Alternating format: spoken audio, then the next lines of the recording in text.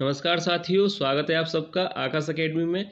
तो आज की वीडियो में हम हजारी प्रसाद द्विवेदी पर आधारित टॉप 30 महत्वपूर्ण प्रश्नों को अटेम्प्ट करेंगे। तो सभी विद्यार्थी वीडियो को एंड तक जरूर देखिएगा क्योंकि काफ़ी ज़्यादा महत्वपूर्ण प्रश्न है। अगर वीडियो आप लोगों को पसंद आए तो वीडियो को लाइक कीजिएगा और चैनल को सब्सक्राइब करने के साथ साथ वीडियो को शेयर जरूर कीजिएगा। तो चलिए वीडियो को शुरू करते हैं और देखते हैं आज का पहला प्रश्न। तो देखिए, पहला प्रश्न दिया गया है, हजारी प्रसाद द्विवेदी के किस उपन्यास में राष्ट्रीय स्वाधीनता आंदोलन की अभिव्यक्ति है? किस उपन्यास में राष्ट्रीय स्वाधीनता आंदोलन की अभिव्यक्ति है? ऑप्शन ए अनामदास का पोथा, या ऑप्शन बी बाण भट्ट की आत्मकथा, सी चारुचंद्र लेख, या डी पुनर्वा। तो इसमें से किस उपन्यास में राष्ट्रीय स्वाधीनता आंदोलन की अभिव्यक्ति है? तो याद रखिएगा, काफी ज्यादा महत्वपूर्ण प्रश्न है।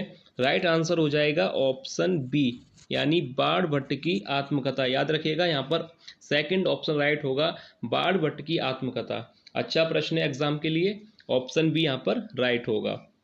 अब इसके बाद देखिए अगला प्रश्न देखते हैं। देखिए अगला प्रश्न दिया गया है, हजारी प्रसाद जी का कौन सा उपन्यास पहले अथरैक्य आख्यान नाम से प्रकाशित हुआ था? देखिए ये भी प्रश्न काफ़ी महत्वपूर्ण प्रश्न है एग्जाम के लिए। ये भी एग्जाम के लिए काफ़ी ज़्यादा महत्वपूर्ण प्रश्न है।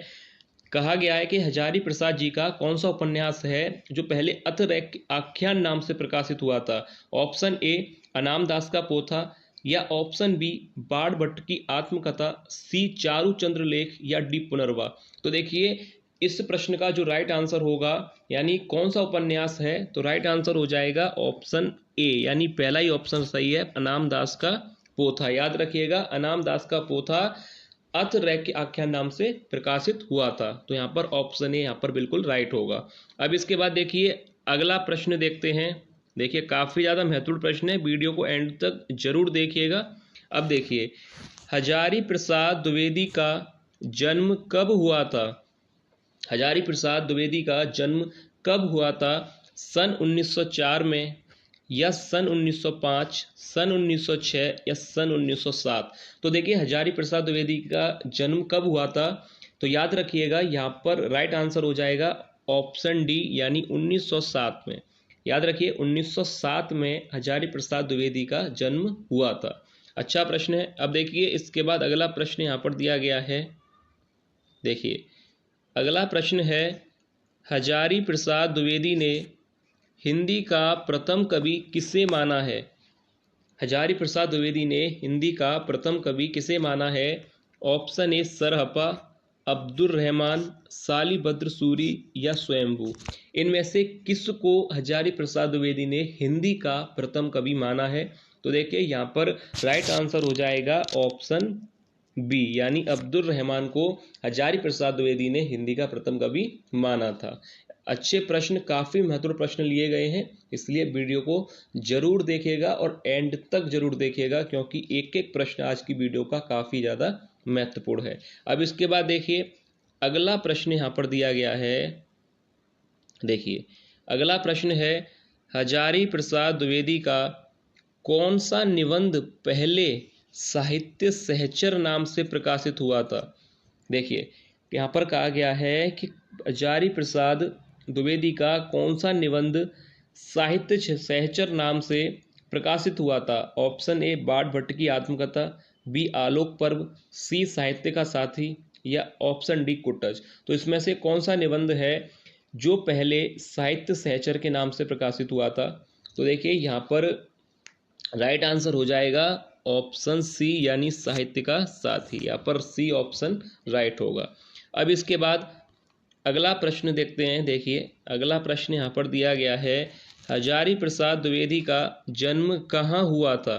देखिए ये भी प्रश्न काफ़ी महत्वपूर्ण है कि हजारी प्रसाद द्विवेदी का जन्म कब हुआ था? तो अभी आपने देखा सन 1907 में उनका जन्म हुआ था। अब उनका जन्म कहाँ पर हुआ था? ऑप्शन ए बलिया उत्तर प्रदेश, या फतेहपुर उत्तर प्रदेश, मथुरा उत्तर प्रदेश, या आगरा उत्तर प्रदेश। तो देखिए उत्तर प्रदेश राज्य के किस जिले में हुआ था? तो यहाँ पर राइट आंसर हो जाएगा ऑप्शन ए, यानी बलिया उत्तर प्रदेश, जिला बलिया उत्तर प्रदेश राज्य में जो है इनका जन्म हुआ था। याद रखिएगा, हजारी प्रसाद द्विवेदी का जन्म सन 1907 में कहाँ पर हुआ था? उत्तर प्रदेश के जिला बलिया में इनका जन्म हुआ था। अब इसके बाद अगला प्रश्न यहाँ पर दिया गया है, देखिए अगला प्रश्न है, हजारी प्रसाद को साहित्य अकादमी पुरस्कार किस रचना के लिए मिला? अब देखिए ये जो प्रश्न है ना, ये प्रश्न काफ़ी ज़्यादा महत्वपूर्ण प्रश्न मैंने पहले ही कहा था लिए गए हैं और एग्जाम के लिए काफ़ी महत्वपूर्ण प्रश्न है। कहा गया है कि हजारी प्रसाद को साहित्य अकादमी पुरस्कार किस रचना के लिए मिला था? किस रचना पर मिला था या किस रचना के लिए मिला था? एक ही बात है। ऑप्शन ए अनाम दास का पोथा, या ऑप्शन बी बाण भट्ट की आत्मकथा के लिए मिला था, या सी आलोक पर्व, या डी कुटज। तो किस रचना के लिए मिला था? याद रखिएगा ऑप्शन सी यहाँ पर राइट हो जाएगा, आलोक पर्व। आलोक पर्व जो निबंध है इसके लिए ही इन्हें साहित्य अकादमी पुरस्कार जो है दिया गया था। तो राइट आंसर हो जाएगा ऑप्शन सी यानी आलोक पर्व, याद रखिएगा। अब इसके बाद अगला प्रश्न देखते हैं। देखिए अगला प्रश्न दिया गया है, हजारी प्रसाद को साहित्य अकादमी पुरस्कार से कब सम्मानित किया गया? साहित्य अकादमी पुरस्कार किस रचना पर मिला था? आलोक पर्व पर। अब यहाँ पर प्रश्न है कि साहित्य अकादमी पुरस्कार से सम्मानित कब किया गया था, यानी किस वर्ष में सम्मानित किया गया था? अब देखिए सन 1971 में, या सन 1972, या सन 1973, या सन 1974। तो देखिए किस सन में यानी किस वर्ष में इनको इस पुरस्कार से सम्मानित किया गया था? तो राइट आंसर हो जाएगा सन 1973 में। याद रखिएगा हजारी प्रसाद द्विवेदी को आलोक पर्व के लिए साहित्य अकादमी पुरस्कार मिला था, जो कि वर्ष सन 1973 में मिला था। तो याद रखिएगा, बिल्कुल आपको गलत नहीं करना है, कंफ्यूज भी नहीं होना है, बिल्कुल भी अच्छी तरह से ये लाइन याद रखिएगा कि साहित्य अकादमी पुरस्कार 1973 में मिला था आलोक पर्व रचना के लिए। ठीक है, क्लियर हो गया होगा आपको। अब इसके बाद अगला प्रश्न देखते हैं। देखिए अगला प्रश्न है, आलोक पर्व रचना का प्रकाशन वर्ष है सन 1971 में, या 72, 1973, या 1974। किस वर्ष में ये प्रकाशित हुई थी? तो देखिए यहाँ पर राइट आंसर हो जाएगा, किस वर्ष में हुई थी? 1972 में, यानी ऑप्शन बी यहाँ पर राइट होगा। 1972 में आलोक पर्व का प्रकाशन हुआ था। अब इसके बाद अगला प्रश्न है, देखिए ये भी प्रश्न दिया गया है कि हजारी प्रसाद द्विवेदी काशी हिंदू विश्वविद्यालय के प्रोफेसर कब बने? तो देखिए अगर आपने इनके जीवन परिचय को, इनके बारे में अच्छी तरह से पढ़ा होगा, तो देखिए आपको जब पढ़ा होगा तो आपको पता होगा कि काशी हिंदू विश्वविद्यालय में ये प्रोफेसर के पद पर बने थे। तो किस वर्ष में यानी किस सन में ये प्रोफेसर बने थे? सन 1951 में, या सन 1952 में, सन 1950, या सन 1954 में। तो देखिए यहाँ पर राइट आंसर हो जाएगा 1950। 1950 में काशी हिंदू विश्वविद्यालय में हिंदी विभाग के जो है प्रोफेसर थे ये। तो सन 1950 में ये हिंदी विभाग के प्रोफेसर बने थे। अब इसके बाद अगला प्रश्न है, देखिए अगला प्रश्न है, हजारी प्रसाद द्विवेदी को डी लिट की उपाधि किस विश्वविद्यालय ने दी? अब इनको जो डी लिट की उपाधि थी वह किस विश्वविद्यालय से मिली थी? काशी हिंदू विश्वविद्यालय से, या लखनऊ विश्वविद्यालय, पंजाब विश्वविद्यालय, या जोधपुर विश्वविद्यालय। तो इसमें से किस विश्वविद्यालय ने इन्हें डी लिट की उपाधि दी थी? तो देखिए राइट आंसर हो जाएगा ऑप्शन बी, लखनऊ विश्वविद्यालय से। याद रखिएगा काशी से नहीं, यहाँ पर आप गलत कर सकते हैं, काशी हिंदू विश्वविद्यालय से नहीं मिली थी इन्हें, लखनऊ विश्वविद्यालय से इन्हें डी लिट की उपाधि मिली थी। तो राइट आंसर हो जाएगा ऑप्शन बी, लखनऊ विश्वविद्यालय। अब इसके बाद अगला प्रश्न है, देखिए अगला प्रश्न है, हजारी प्रसाद द्विवेदी काशी नागरी प्रचारणी सभा के अध्यक्ष बने थे। आपको यह पता होगा कि काशी नागरी प्रचारणी सभा के भी अध्यक्ष थे, पर किस वर्ष में ये अध्यक्ष बने थे? सन 1950 में, या सन 1951 में, या सन 1952, या सन 1955 में। तो देखिए किस वर्ष में ये काशी नागरी प्रचारणी सभा के अध्यक्ष बने थे? तो राइट आंसर हो जाएगा ऑप्शन सी, यानी सन 1952 में। याद रखिएगा सन 1952 में यह काशी नागरी प्रचारणी सभा के अध्यक्ष बने थे। तो राइट आंसर ऑप्शन सी। अब इसके बाद अगला प्रश्न यहाँ पर दिया गया है, देखिए अगला प्रश्न है हजारी प्रसाद द्विवेदी राजभाषा आयोग के सदस्य किस वर्ष में थे। देखिए ये भी प्रश्न काफ़ी महत्वपूर्ण प्रश्न है कि हजारी प्रसाद द्विवेदी राजभाषा आयोग के भी सदस्य थे, पर किस वर्ष में थे। सन 1950, सन 1951 या 1952 या 1955, किस वर्ष में ये राजभाषा आयोग के सदस्य थे। तो यहाँ पर राइट आंसर हो जाएगा ऑप्शन डी, सन 1955 में यह राजभाषा आयोग के सदस्य थे। याद रखिएगा, काफ़ी महत्वपूर्ण प्रश्न लिए गए हैं, एक भी प्रश्न ऐसा नहीं है जो एग्जाम में ना आए। यहाँ पर काफ़ी महत्वपूर्ण प्रश्न लिए गए हैं हजारी प्रसाद द्विवेदी पर आधारित, तो इसलिए वीडियो को जरूर देखिएगा। अगर वीडियो आप लोगों को पसंद आई है तो लाइक जरूर कीजिएगा। अब इसके बाद अगला प्रश्न है, देखिए अगला प्रश्न यहाँ पर दिया गया है हजारी प्रसाद द्विवेदी को पद्म भूषण से कब सम्मानित किया गया, यानी किस सन में इनको पद्म भूषण मिला था। आपको ये भी पढ़ा होगा कि भारत सरकार ने इन्हें पद्म भूषण से सम्मानित किया था, कब किया था यानी किस सन में किया था। सन 1952 में या सन 1953, सन 1956 या सन 1957। तो किस वर्ष में इनको पद्म भूषण से सम्मानित किया गया था। तो याद रखिएगा ऑप्शन डी यहाँ पर राइट हो जाएगा, सन 1957 में। सन 1957 में इनको भारत सरकार ने पद्म भूषण से सम्मानित किया था। ठीक है, यहाँ तक आपको बिल्कुल क्लियर है। अब इसके बाद अगला प्रश्न है, देखिए अगला प्रश्न है हजारी प्रसाद द्विवेदी को मंगला प्रसाद पुरस्कार से कब सम्मानित किया गया। सन 1945 में, 46 में या 47 या 1948, किस सन में हजारी प्रसाद द्विवेदी को मंगला पुरस्कार से सम्मानित किया गया था। तो यहाँ पर राइट आंसर हो जाएगा ऑप्शन सी, 1947। काफ़ी अच्छे प्रश्न है, तो यहाँ पर राइट आंसर हो जाएगा 1947 में हजारी प्रसाद को मंगला प्रसाद पुरस्कार से सम्मानित किया गया था। अब इसके बाद अगला प्रश्न दिया गया है, देखिए अगला प्रश्न है हजारी प्रसाद द्विवेदी के साहित्यिक जीवन से संबंधित दूसरी परंपरा की खोज पुस्तक किसने लिखी थी। अब इस प्रश्न को अच्छी तरह से पढ़िएगा।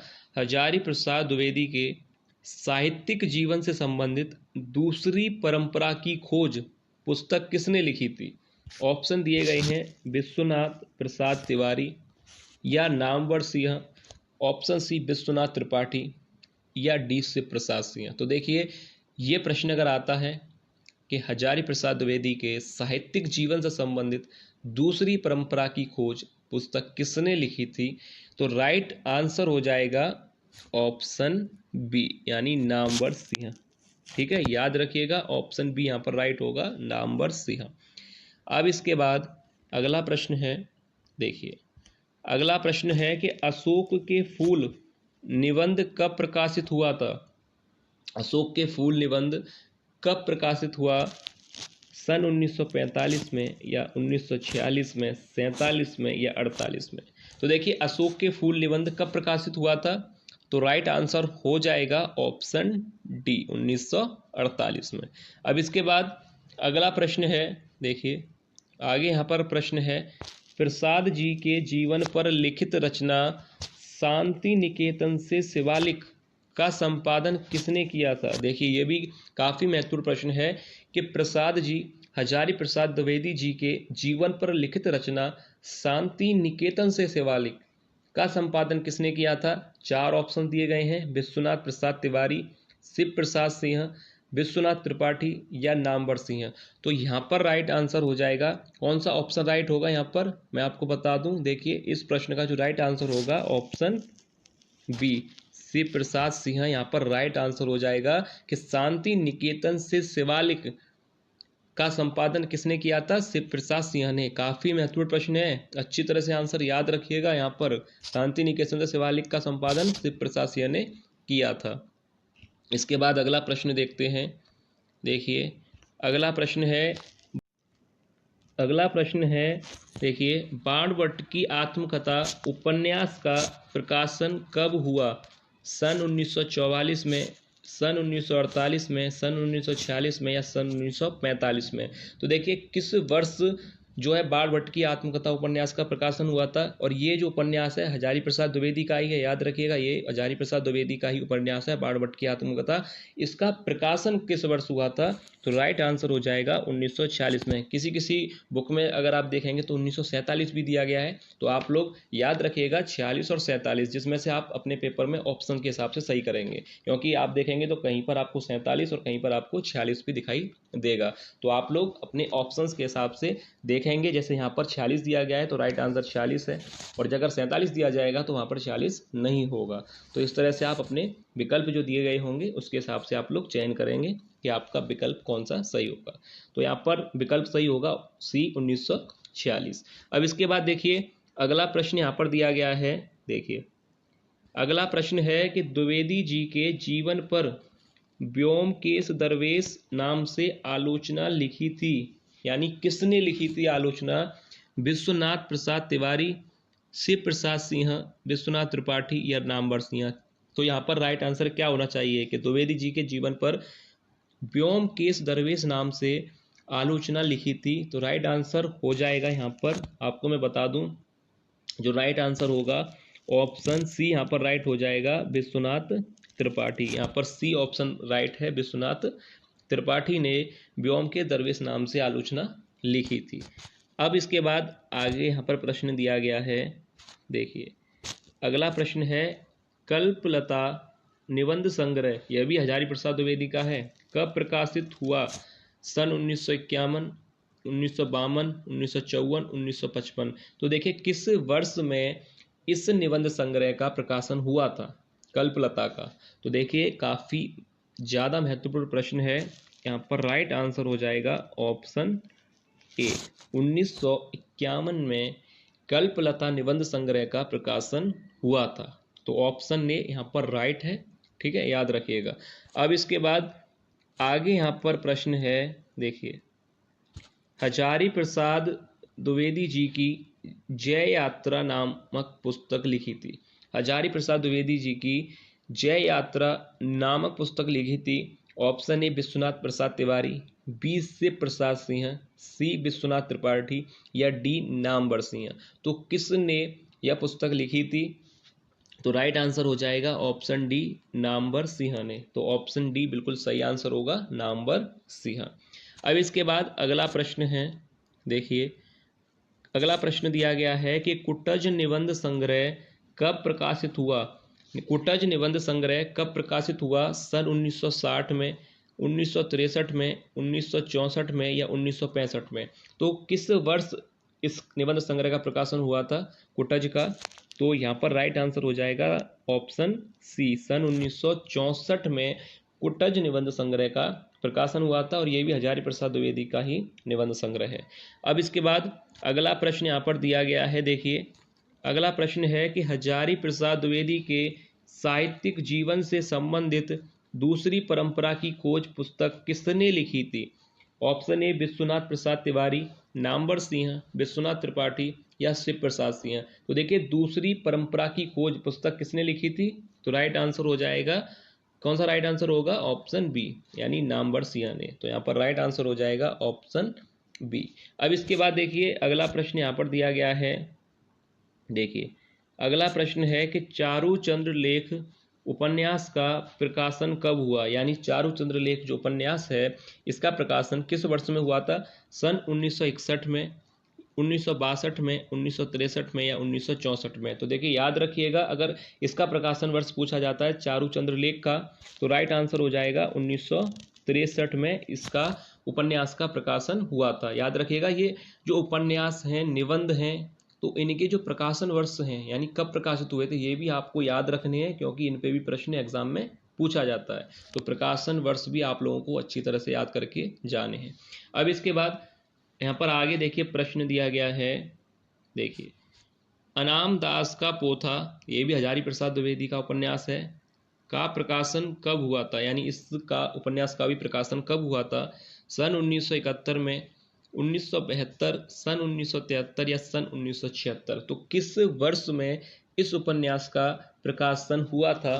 तो याद रखिएगा, अगर ये एग्जाम में आता है तो ऑप्शन डी यहाँ पर राइट हो जाएगा। सन 1976 में अनामदास का पोथा उपन्यास का प्रकाशन हुआ था। ठीक है, यहाँ पर आपको क्लियर है, यहाँ तक कोई भी प्रश्न पर कोई भी डाउट नहीं होना चाहिए। अब इसके बाद आगे यहाँ पर अगला प्रश्न है, देखिए पुनर्वा उपन्यास का प्रकाशन कब हुआ। अब ये भी उपन्यास हजारी प्रसाद द्विवेदी का है। इसका प्रकाशन कब हुआ था? सन 1971 में, सन 1972, सन 1973 या सन 1976 में। तो अब इस उपन्यास का प्रकाशन वर्ष क्या है? तो देखिए इसका राइट आंसर हो जाएगा ऑप्शन सी, 1973 में। पुनर्वा उपन्यास का प्रकाशन कब हुआ था? सन 1973 में। अब इसके बाद आगे यहाँ पर प्रश्न है, देखिए हजारी प्रसाद द्विवेदी की रचना नहीं है बाण भट्ट की आत्मकथा, अशोक के फूल, चिंतामणि या कुटज। तो इसमें से कौन सी रचना हजारी प्रसाद द्विवेदी की नहीं है?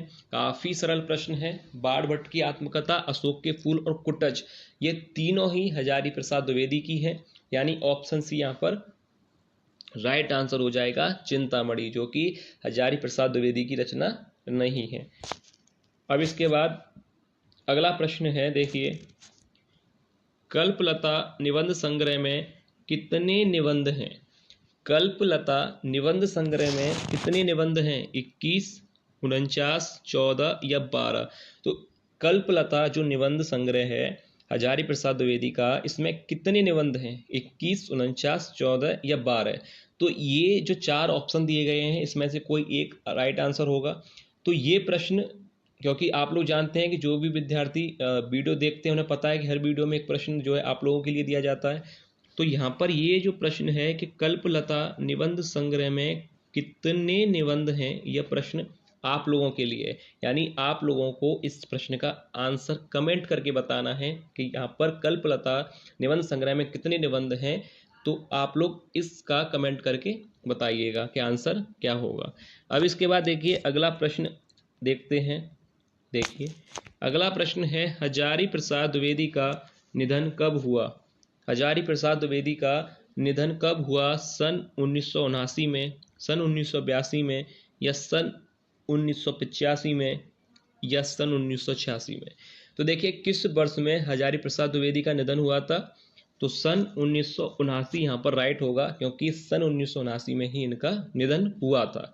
तो एक बार मैं आपको फिर से क्लियर कर दूं, हजारी प्रसाद द्विवेदी का जो जन्म है सन 1907 में हुआ था और इनका निधन सन 1979 में हुआ था, और जन्म इनका उत्तर प्रदेश राज्य के जिला बलिया में हुआ था। तो ये बात आपको अच्छी तरह से याद रखनी है, जन्म, जन्म स्थान और मृत्यु, ये 3 पॉइंट तो आपको याद रखने हैं। इसके अलावा इनकी जो रचनाएं हैं उनका प्रकाशन वर्ष, आप इतना तैयार कर लेंगे, आपको पेपर में कोई भी प्रश्न नहीं रहेगा जो भी इनसे संबंधित पूछा जाएगा। तो चलिए, ये था आज की वीडियो का लास्ट प्रश्न। उम्मीद करता हूं कि आप लोगों को वीडियो पसंद आई होगी, प्रश्न आप लोगों को पसंद आए होंगे। अगर वीडियो आप लोगों को अच्छी लगी है तो वीडियो को लाइक कीजिएगा और चैनल को सब्सक्राइब करने के साथ साथ वीडियो को शेयर जरूर कीजिएगा। तो चलिए मिलते हैं नेक्स्ट वीडियो में ऐसे ही और महत्वपूर्ण MCQ के साथ। तब तक के लिए धन्यवाद।